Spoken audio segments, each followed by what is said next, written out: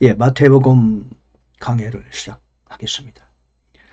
마태복음은 사실 사복음서 중에서 좀 이해하기가 그리고 가르치기가 또한 다루기가 좀 어려운 책입니다. 어쩌면은 신구약 성경 전체 중에서 가장 어려운 책이 될 수도 있습니다. 이제 성경을 연구하면 연구할수록 더 마태복음이 더 참 어렵구나 그런 생각이 들어요. 그 이유는 마태복음은 전환기의 책이라니 그렇습니다.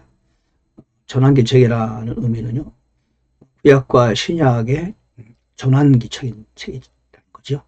구약에서 신약으로 넘어감에 있어서 그 가장 먼저 우리가 만나는 책이 마태복음이고, 또한 마태복음은 구약의 연속성상에 있는 책입니다. 구약에 이어지는 책이라고 볼 수 있어요. 신약에 속한 마태복음이지만 또한 구약을 연이어 신약으로 연결해주는 책, 그래서 그걸 전환기적인 책이다. 그러므로 또한 마태복음은 유대인을 이제 독자를 염두에 두면서 유대인을 대상으로 쓴 책입니다. 마가, 누가, 요한복음은 일반 이방인들, 즉 교회를 위한 책이라고 전체가 그렇게 봐도 무방한데, 마태복음과는 좀 달라요. 독자가 그리스도인을 대상으로 또는 교회를 대상으로 한 책만은 아닙니다. 다 그런 것은 아니고요.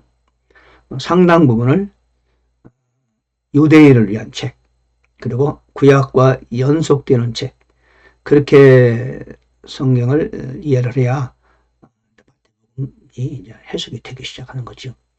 그 마태복음이 어려운 책이다. 그 비유나 여러 가지 해석을 할 수 있어서 왜 어렵냐면은 우리는 이방인에 속했던 교회 아닙니까? 그러므로 단순히 교회적 입장에서 복음적으로만 해석하면은 마태복음에 이제 장벽에 부딪히게 돼요.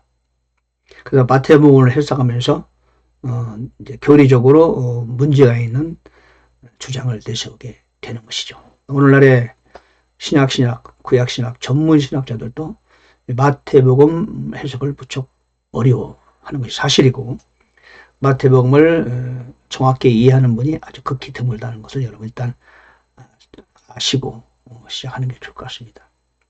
마태복음은 1장에는 장주제로 예수님, 왕의 계보, 즉 왕의 족보죠.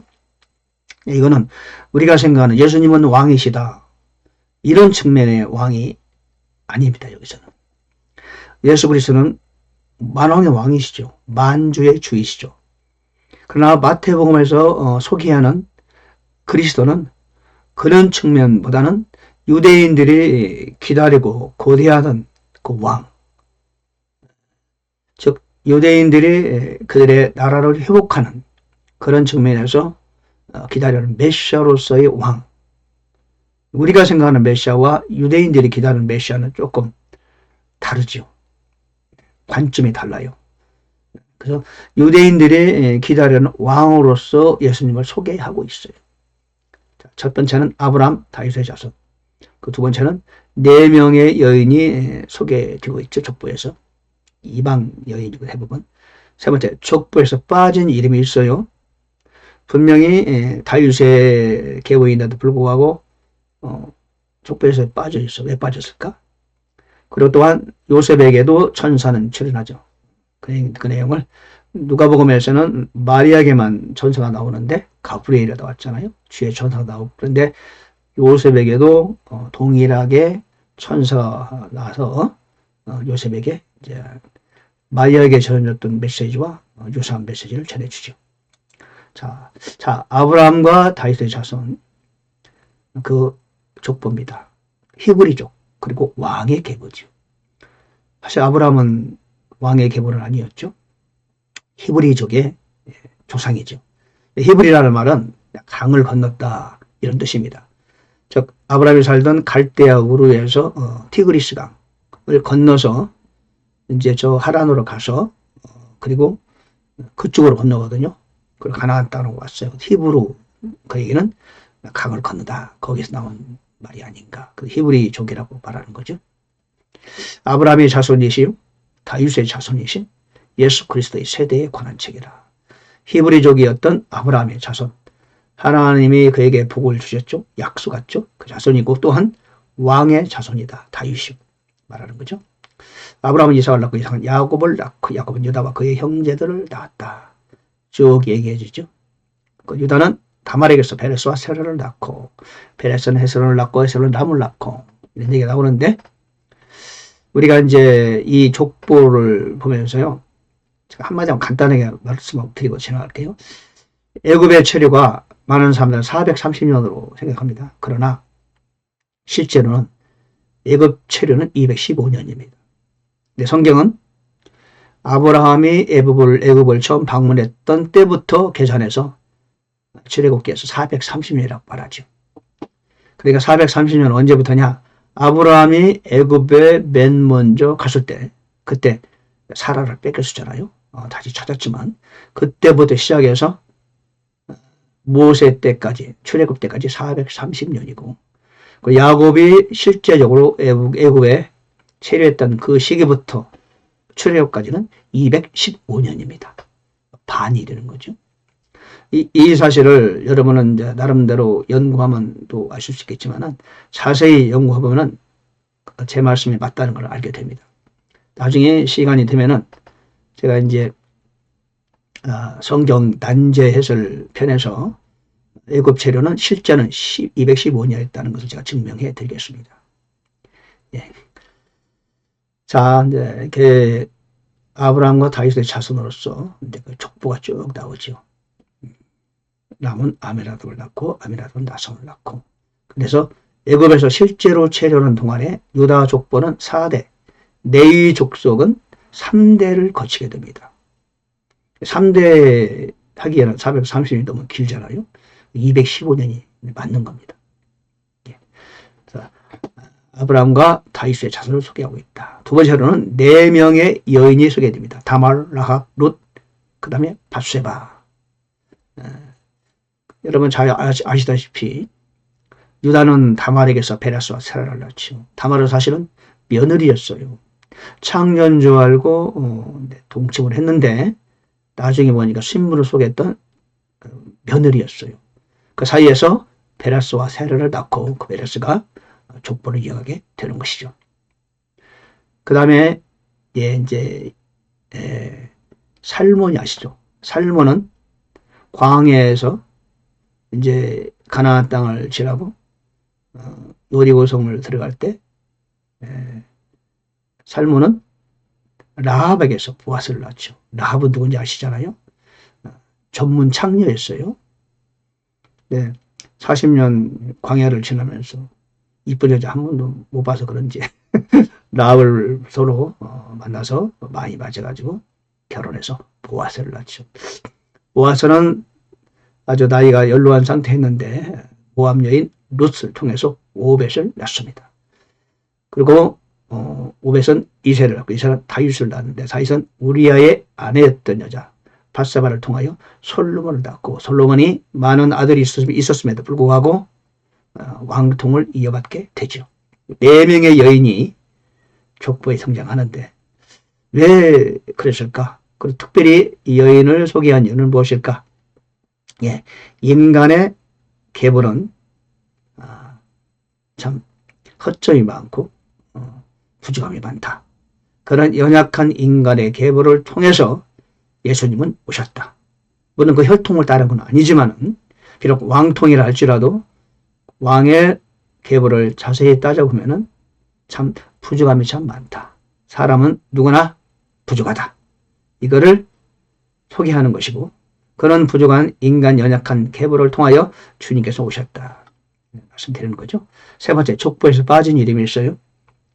자, 보면은, 여러분, 왕의 계통을 연구해다 보면 아시게 되는데, 여호사밧을 낳고, 여호사밧은 요람을 낳고, 요람은 밑에 아하시아가 있었어요. 아하시아는 아들은 아니에요. 근데 아하시아가 빠집니다. 아하시아 다음에 아달랴, 그의 어머니 있죠? 아달랴.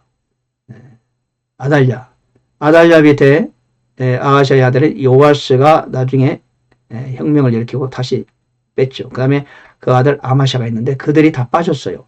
아하시아, 아달랴, 그 다음에 요아스, 아마샤 네 왕이 다 빠집니다. 왜 그러냐? 사실 그들은 다윗의 혈통이 아니었습니다.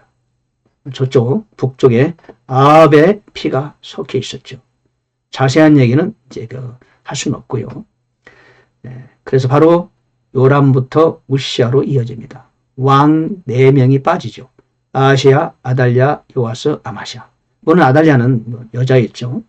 맞습니다. 그리고 이제 끝에 가서 포로되기 전에 요시아를 훌륭한 왕이었는데 그 다음에 오랫동안 왕노를 하다가 여호아스, 여호아김, 여호아긴, 시드기야까지 가는데 그 4명의 형제들, 그 조카들이 왕이 했지만 마지막에도 두 번째 여호아긴 그 왕이 바벨론으로 포로로 잡혀가죠.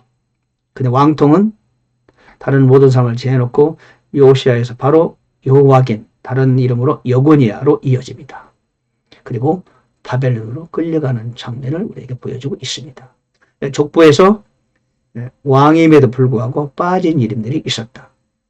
그들은 다 다스렸고 왕이 있었고 그랬는데도 불구하고 그들은 족보에서 빠져요.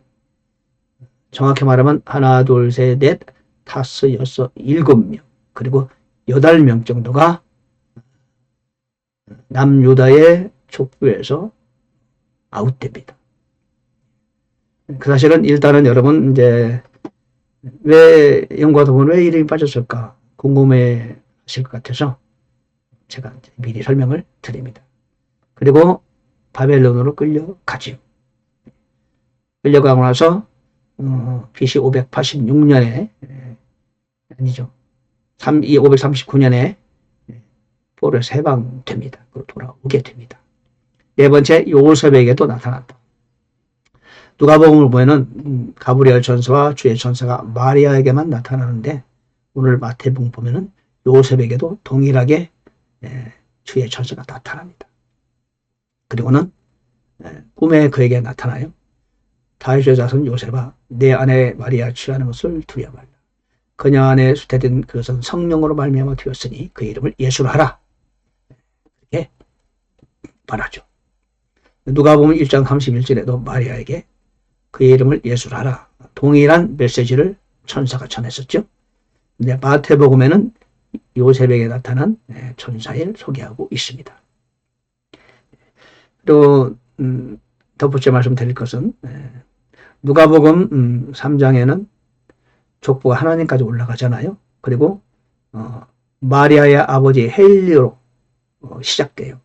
요셉에게서 헬리로 이어지는데 그 이유는 이제 그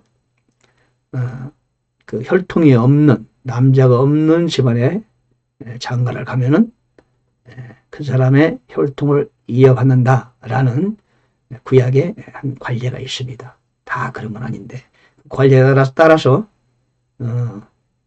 요셉이 이제 헬리 아들로 소개되고 있죠. 마태복음에는 남성의 혈통을 따른 그대로 왕의 혈통을 따라서 야곱의 아들 요셉으로 나타나게 됩니다. 예수님의 부모가 되는 것이죠. 그래서 그렇게 마태복음과 누가복음이 족보가 다른 것이죠. 그래서 예수님께서는 이렇게 왕의 족보를 통해서 세상에 오십니다. 그거를 마태복음이 특별히 마태가 왜 그걸 소개하느냐? 예수 그리스도는 유대인으로 왕으로 오셨다는 것을 유대인들에게 확실히 보여주기 위한 목적이었죠. 유대인의 왕으로 오신 분이다. 누가복음은 모든 인류의 자손으로 오신 분이다. 그걸 말하는 거죠. 왜? 누가, 마가, 요한복음은 모든 이방인들에게 향해서 복음을 전하는 책이고 마태복음은 그 독자가 특별히 유대인을 대상으로 유대인 당신들이 기다리시던 그분 메시아가 바로 예수 그리스도이셨습니다. 마태가 기록한 데는 이미 예수님께서 십자가에 죽으시고 부활하시고 난 이후였으니까 그들에게 다시금 그를 상기시켜 주기 위해서 왕을 소개하고 있는 겁니다. 자, 오늘 여기까지. 자, 마태복음 1장 하겠습니다. 예, 감사합니다. 할렐루야.